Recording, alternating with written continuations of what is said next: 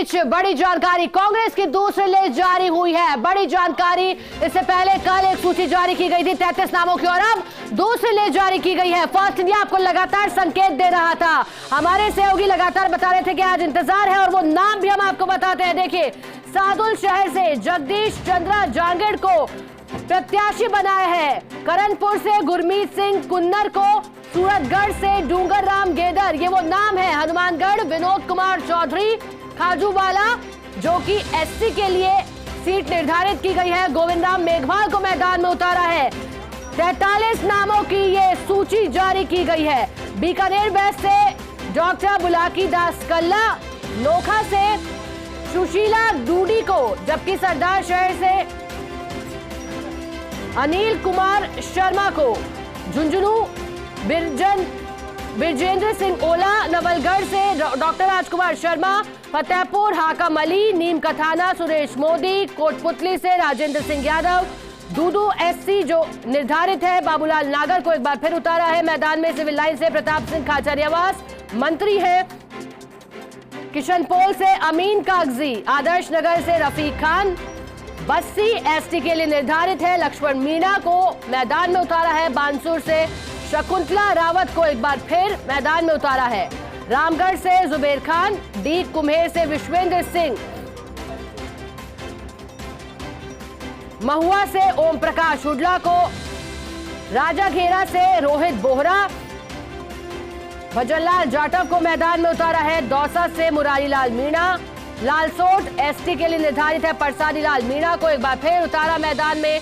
खांडर से एससी के लिए निर्धारित है अशोक बैरबा, पुष्कर से नसीम अख्तर इंसाफ, केकड़ी डॉक्टर रघु शर्मा को फिर मैदान में उतारा है। केकड़ी से नवान से महेंद्र चौधरी, सोजत एससी के लिए निर्धारित निरंजन आर्य, मारवाड़ जंक्शन खुशवीर सिंह, बाड़मेर से मेवाराम जैन, साचौर सुखराम बिश्नोई, सिरोही संयम लोढ़ा, खेरवाड़ा एसटी के लिए निर्धारित है दयाराम परमार, मावली से पुष्कर लाल डांगी, सलूंबर एसटी के लिए निर्धारित है रघुवीर सिंह मीना, घाटौल एसटी के लिए निर्धारित नानालाल निनामा, बारा एसटी के लिए निर्धारित अर्जुन सिंह बामनिया, निम्बाहेरा उदयलाल आंजना, मांडल से रामलाल जाट, अंता से प्रमोद जैन भाया। तो ये वो 43 नाम और सीटें हमने आपको बताई और टेलीविजन पर आपको लगातार दिखा रहे हैं। सबसे पहले फर्स्ट इंडिया पर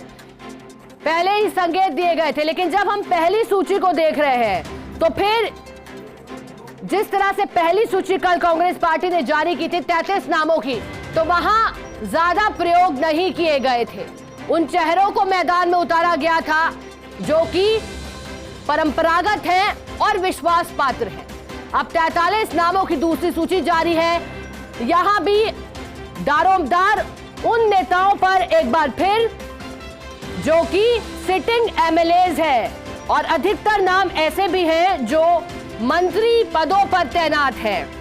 एक बार फिर कांग्रेस पार्टी ने भरोसा जताया है, और ये वो नाम। ज्यादा जानकारी देने के लिए हमारे साथ पॉलिटिकल एडिटर योगेश शर्मा जुड़े हैं न्यूज रूम से। योगेश जी बताइएगा, दूसरी सूची का पूरा विश्लेषण चाहेंगे आप करिए। देखिए शिखा, सबसे बड़ी बात है कि यहाँ पर सूरतगढ़ पहली नजर डालते हैं सूरतगढ़ पर, जहाँ बड़ा चेंज है। डूंगर राम गेदर जो कि कुमावत समाज से आते हैं, या कह सकते हैं कि मूल ओबीसी वर्ग से आते हैं, उनको टिकट दिया गया है।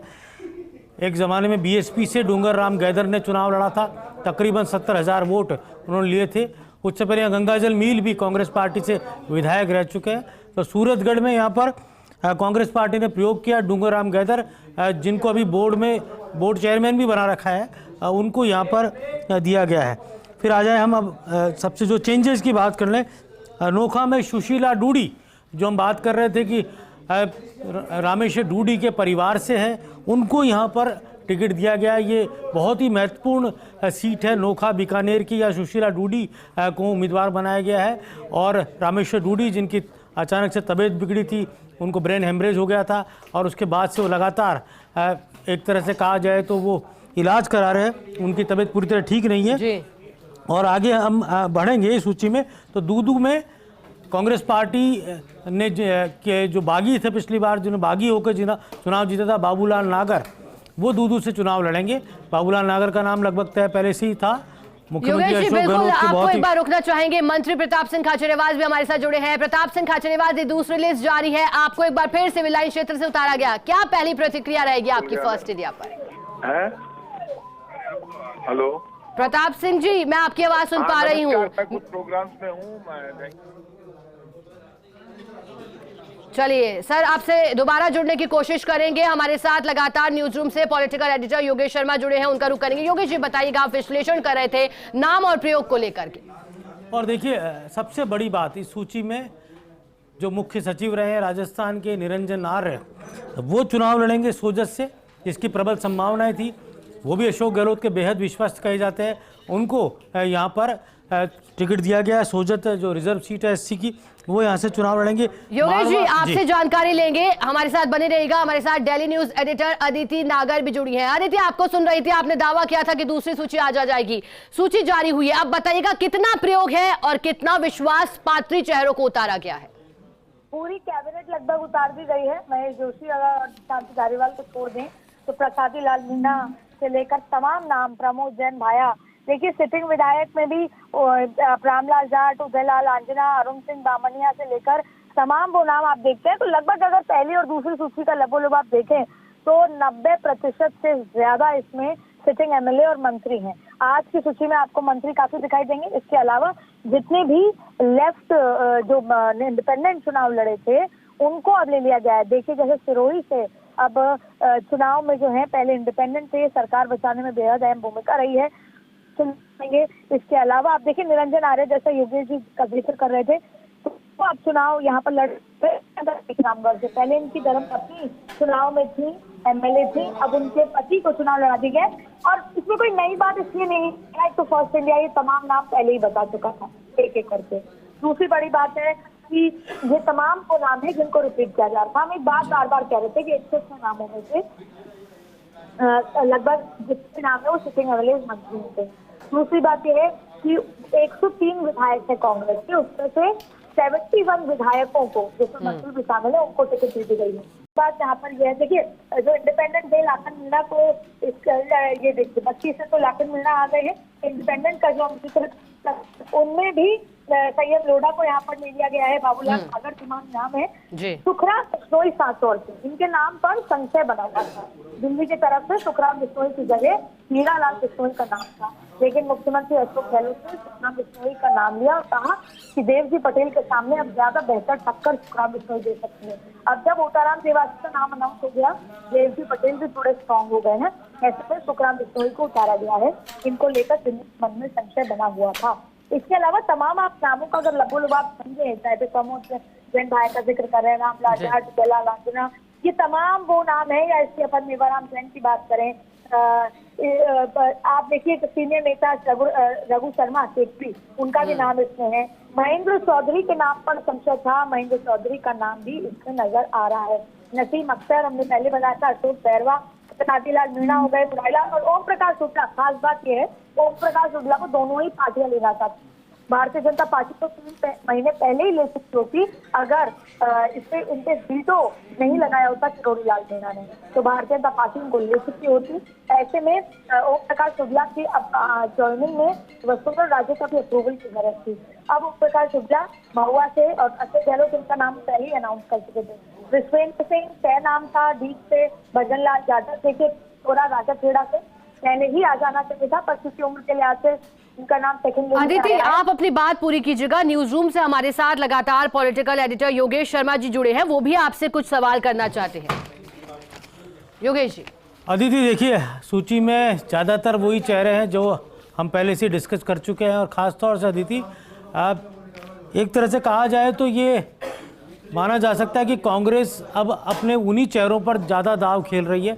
यहाँ कुछ प्रयोग जरूर दिख रहे हैं, जैसे सफ़िया खान की जगह जुबेर खान, मतलब पहले पत्नी विधायक थी, अब पति चुनाव लड़ेंगे। और इसी तरह उन चेहरों को मौका दिया है, भली उम्र का तकाजा है, लेकिन दयाराम परमार फिर खैरवाड़ा से चुनाव लड़ेंगे। और निर्दलीय जो कि मुख्यमंत्री अशोक गहलोत के जिन्होंने सरकार बचाई थी, चाहे संयम लोढ़ा हो, चाहे बाबूलाल नागर हो, चाहे खुशवीर जोजावर हो, इन सबको टिकट मिला है। तो क्या माने अदिति कि अशोक गहलोत का पूरा दबदबा इस सूची में नजर आ रहा है? देखिए पूरी तरीके से, क्योंकि मुझे योगेश जी मैं आपको बताऊं, मैं आपका जिक्र भी कर रही थी इस बात का, सातोड़ से सुखराम बिश्नोई का टिकट काटने को लेकर सेक्रेटरी की तरफ से, दिल्ली की तरफ से बात की गई थी। मैं हीरा लाल पर चर्चा की, लेकिन फिर भी उनको टिकट दिया गया। अशोक गहलोत अड़े हुए थे। सचिन पायलट ने भी नाम लिया था, दूसरा इनका नाम काटने की बात थी, लेकिन टिकट मिला। इसके अलावा महेंद्र चौधरी से उस पर भी तलवार लटकी हुई थी, फिर भी टिकट मिलना। ये कहना गलत नहीं होगा कि पूरी की पूरी सूची में अशोक गहलोत ने, एक तो सबसे बड़ी बात है पूरी की पूरी सूची में अशोक गहलोत की छाप है। योगेश जी आप मेरी बात से इत्तेफाक रखेंगे, शायद अशोक गहलोत सबको वापस टिकट देकर एक धन्यवाद भी कहना चाहते हैं, क्योंकि वो अशोक गहलोत भी जानते हैं कि उन्होंने 4.5 साल सरकार को बचा के कैसे रखा है, और ये उनका तरीका है सबको धन्यवाद देने का। ये बहुत बड़ा रिस्क फैक्टर भी है, क्योंकि सर्वे में तमाम जगह यही बात आ रही थी कि टिकट काटने चाहिए। हालांकि योगेश जी अभी भी कुछ ऐसे नाम है, 15 से 20-25 नाम, जो आपको तीसरी चौथी सूची में जब आप चर्चा कर रहे होंगे, उसका एनालिसिस कर रहे होंगे, तब आप मजे लेके करेंगे कि यहाँ पर बवाल होगा। देखिए ये बात सही है, बिल्कुल सही है। जैसे हम बात कर लें कि अभी भी हवा महल अटका हुआ है, अभी भी कोटा की वो सीट अटकी हुई है जहाँ से धारीवाल विधायक है, अभी भी दौसा में बांदी कोई अटकी हुई है। तो कुछ सीटें ऐसी है जहाँ पर लगता है कि अभी भी कोई पेच फंसे हुए हैं, और यही कारण है कि सीटों का डिक्लेरेशन नहीं हुआ है यहाँ पे।